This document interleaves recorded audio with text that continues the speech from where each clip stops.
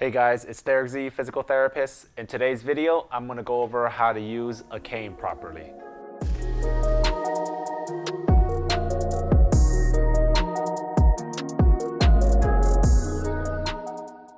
One of the most common questions people have when it comes to using a cane is which side do you use it on?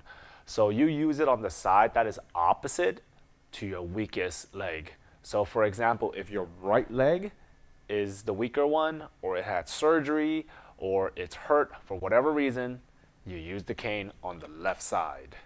The reason you use it on the opposite side to your weaker leg is because of a biomechanical advantage for your body. So to demonstrate, let's just say my right leg is the leg that is involved for whatever reason. You use it on the left side.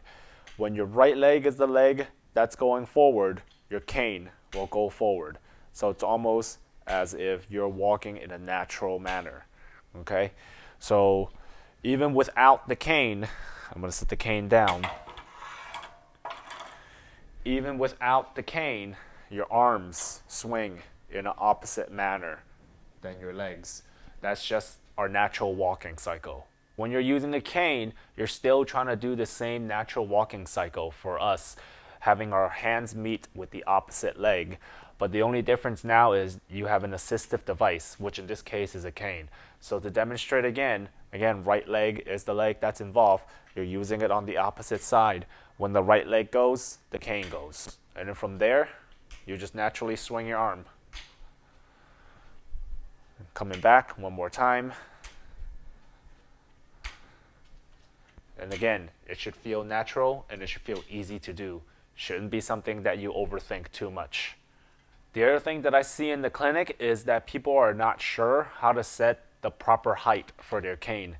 They don't know how high it should be or how low it should be. So there are 3 ways to tell whether the cane is a good height for you.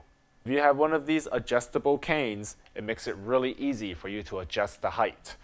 In terms of adjusting the height, there's a little button here that you can press in and bring the cane either shorter or you make it higher, depending on whatever height it is that you need it to. So in terms of the height, one of the ways to tell is to have the handle, when you set it down, it should meet the line of your wrists. That's one way to tell. So for me, I'm about 5'7". So if I have it about right here, and I just let my arms drop, it should meet where my wrist line is. And that's essentially one of the ways that you can tell how to appropriately set the height. The second way is if you put your hands on the handle, there should be about a little bit of a bend in the elbow. About a 20-degree bend is what you're really looking for. And then the last way is if you match the handle to your hip bone. So to find your hip bone, you take your hand, run it out by the side of your thigh, and the first bony bump that you feel, that is your hip bone. If you go too high up towards your stomach, that's way too high. That's what's called the iliac crest. That's really essentially the top of your pelvis. You don't want to be that high.